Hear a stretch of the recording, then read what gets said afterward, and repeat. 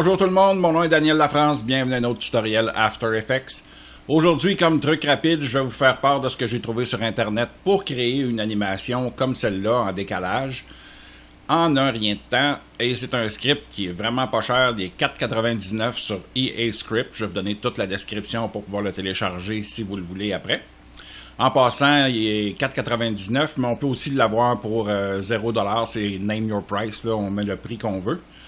On peut mettre plus aussi si on trouve ça très utile pour nous. Donc, je vous suggère de donner un peu au contributeur quand même qui a créé ce script-là pour nous autres. Alors, on va regarder comment ça fonctionne. Vous voyez là que j'ai fait une animation simple là, avec un cercle.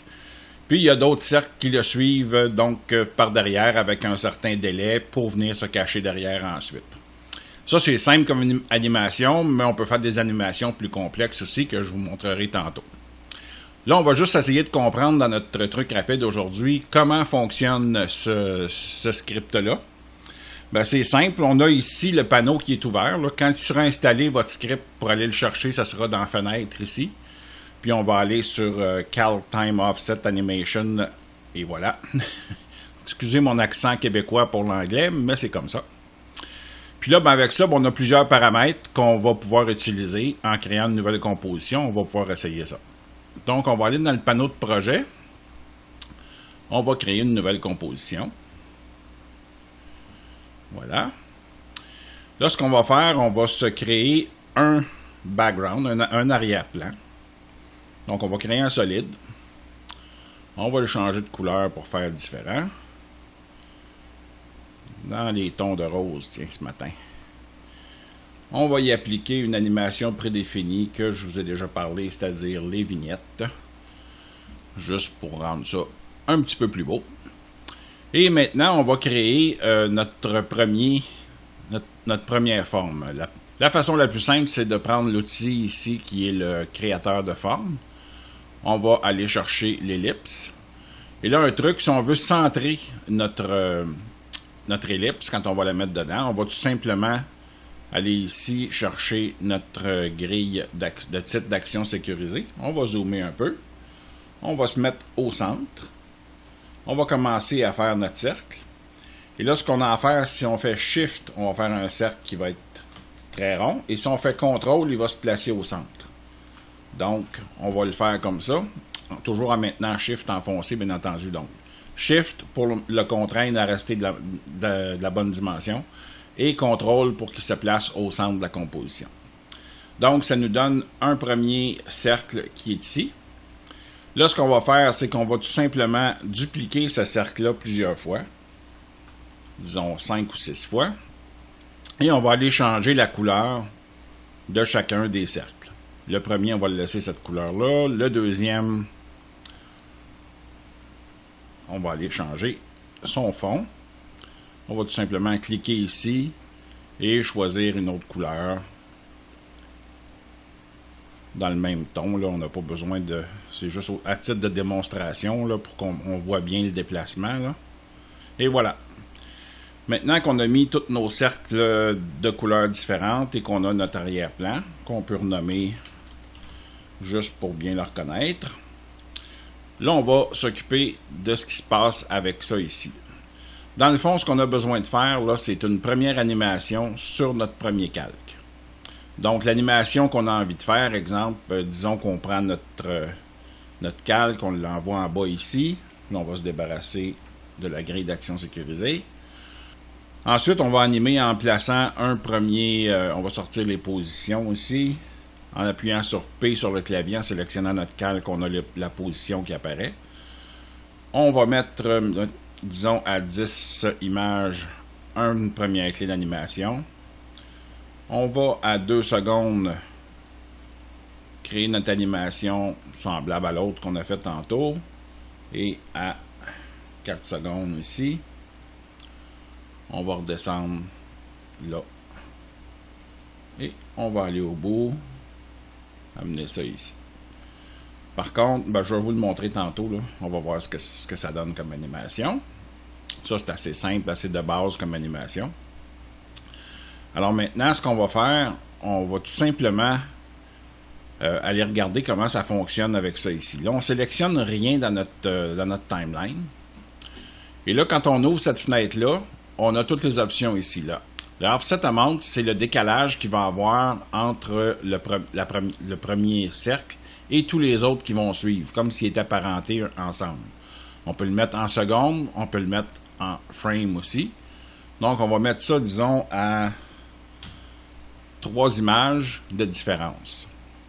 Là, on veut que ça soit le layer above, donc le premier calque en haut qui soit le calque qui va contrôler l'animation. Donc, ça va partir comme ça, les autres vont tout être en dessous. On pourrait faire le contraire, je vais vous montrer dans une autre composition tantôt que c'est pratique pour le contraire aussi. On va animer la couche qui est complètement en dessous.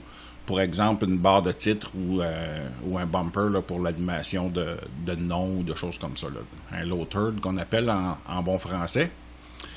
On peut mettre les contrôles sur l'animation layer ou sur un nul qu'on aurait créé. Moi, je vais le laisser sur l'animation layer qui se trouve avec le premier calque ici. On veut animer la position. Ici, on a un background qu'on ne veut pas inclure parce que ce script-là va prendre tous les calques qu'il y a dans mon timeline. Donc, il va prendre aussi le background si je ne le sélectionne pas ici. Donc, je vais mettre l'arrière-plan ici. Et je vais demander de précomposer l'animation. Donc, il va donner Offset Animation. Je peux changer le nom si je veux, exemple. C'est pas nécessaire pour tout de suite. Puis, il va me donner un numéro. Si le numéro change, puis je veux revenir à 1, je fais juste Reset ici, puis ça va fonctionner. Même chose pour l'arrière-plan. Si je fais des modifications, puis je ne retrouve pas je fais juste Refresh, puis mon timeline va réapparaître dedans. Donc, après que j'ai tout sélectionné ça, tout ce qu'il me reste à faire, c'est cliquer sur Apply Offset Animation. Là, j'ai ça ici qui va sortir comme pop-up. Tout ce que j'ai à faire, c'est Yes. Ça me sort ça au cas où j'aurais des choses que je n'aurais pas sélectionnées et que je voudrais changer d'idée. Je fais Yes, et voilà. Ma précomposition est faite. Et mes sacs sont tout à lisse cachés derrière. Et si je bouge ça ici, ben, je vois qu'avec 3 frames de différence, ils vont arriver là. Là, si je veux mettre ça plus doux, là, je peux jouer avec l'animation. Là, je n'ai pas travaillé mon animation tantôt. Je vais faire U pour sortir les points d'animation. Là, ce que je vais faire, je vais toutes les sélectionner. Je peux faire ça comme ça ou tout simplement en cliquant sur Position. Je vais faire F9 pour qu'on ait ici. Là, on voit que ça arrête à chacune des animations. C'est plus doux. Là, ce qu'on va faire, on va prendre les 2 curseurs du centre. Puis, on va aller faire déplacement dans le temps pour pas que l'animation arrête. Là, ça va changer la forme des clés d'animation. Et là, on va voir que l'animation n'arrêtera pas. Elle va tout simplement garder les keyframes à leur position. Mais il n'y aura pas d'arrêt qui va être fait. Là, je peux prendre mon premier et mon dernier keyframe en pesant sur majuscule. Je vais aller dans mon graphique et je vais tout simplement changer ma vitesse pour avoir plus vite au début et plus doux à la fin. Donc, ça va faire ça comme ça. Là, pour pouvoir voir mon animation totale, c'est-à-dire que tous mes cercles soient rentrés, je vais tout simplement tenir le bouton Alt enfoncé et je vais tranquillement revenir en arrière pour que mes cercles aient le temps d'aller se cacher derrière le cercle bleu. Et voilà. Donc, je reviens dans ma composition. Et là, si je fais un pré-rendu de mon animation, ben là, je vois mes cercles partir et arriver derrière et venir se placer. Ça a pris quelques secondes. J'ai pu créer une animation complexe qui aurait fallu que je copie mon animation sur chacun des cercles. Ensuite de ça, les parentés ensemble pour que ça arrive. Là, tout ce que j'ai eu à faire, c'est quelques clics dans le menu de Time Offset Animation pour être capable de faire ça comme ça. Puis là, je peux aller changer mon animation seulement sur mon animation ici, exemple. Là, je peux la modifier. Je pourrais tout simplement ajouter un autre déplacement, un autre keyframe, jouer avec la vitesse. Et exemple, si je change la vitesse ici, je la mets plus rapide, l'animation. Mais quand je reviens dans ma composition, tout est synchronisé. Donc, c'est assez pratique comme animation. On voit, là, c'est une animation simple, mais on peut se servir de ça pour des animations plus complexes. J'en ai fait un exemple ici. C'est un bandeau tout simplement avec plusieurs couches. On va faire le pré-rendu. Où on a le bandeau, on va le voir ici, là, ça va aller un petit peu mieux. Tous les bandeaux de couleurs sont un par-dessus l'autre dans des couleurs qui sont juste de la même teinte, mais pas de la même saturation. Et je révèle avec une dernière couche le logo d'After Effects et le titre que j'ai inscrit dans mon bandeau. Donc, je peux faire des bandeaux complexes. Ça a pris 7 minutes, je pense, faire ça. Donc, on peut faire des animations plus complexes, plus belles pour nos clients, puis ça nous fait sauver du temps amplement, puis on peut avoir si on a un peu d'imagination, là, on a plein de choses qu'on peut faire avec ça. Alors, c'est tout pour moi aujourd'hui. J'espère que vous avez apprécié la vidéo. Si vous l'avez apprécié, mettez-moi un pouce en l'air, gênez-vous pas. Si vous l'avez énormément apprécié et que vous avez envie de la partager, ben gênez-vous pas, partagez la vidéo avec d'autres internautes de votre communauté. Alors, si vous n'êtes pas encore abonné à ma chaîne, faites-le maintenant pour toujours m'encourager à vous produire de nouveaux tutoriels. Si vous avez des demandes spéciales, n'hésitez pas dans la description ou dans les messages privés là, sur YouTube. Envoyez-moi ça, puis je vais vous faire une demande spéciale. Je vais même laisser mon courriel sur YouTube. Vous pouvez me rejoindre par courriel. C'est tout pour moi. Je vous souhaite une bonne semaine et on se revoit vendredi pour un autre tutoriel plus complet.